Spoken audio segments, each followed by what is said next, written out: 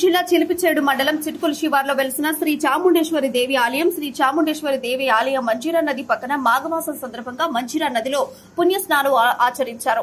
ప్రసిద్ధిగాంచిన పుణ్యక్షేత్రాల్లో భక్తుల పుణ్యస్నానాలు ఆచరించడం ప్రత్యేకమైన ఘట్టం. అటువంటి పుణ్యక్షేత్రాల్లో ఒక్కటిగా మంజీరా నది తీరాన వెలిసిన పుణ్యక్షేత్రం శ్రీ చాముండేశ్వరి దేవి ఆలయం పేరుగాంచింది.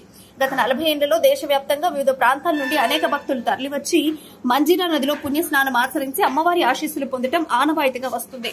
భక్తులు జరుపుకునే ప్రతి పండుగలో ఏదో ఒక ప్రాముఖ్యత సంతరించుకొని ఉంటుంది. అందులో భాగంగానే మాఘమాసంలోని కృష్ణపక్షంలో వచ్చే అమావాస్యను మాఘమావాస్య అని అంటారు, లేదా మౌని అమావాస్య అని కూడా అంటారు. చాలా ప్రాముఖ్యత ఉన్నది. మాఘ అమావాస్య రోజు పరిసర ప్రాంతాల్లో ఉన్న నదుల్లో పుణ్య స్నానాలు చేసి దానాలు చేయటం వల్ల చాలా రకాల ప్రయోజనాలు కలుగుతాయని ప్రజలకు చాలా నమ్మకం.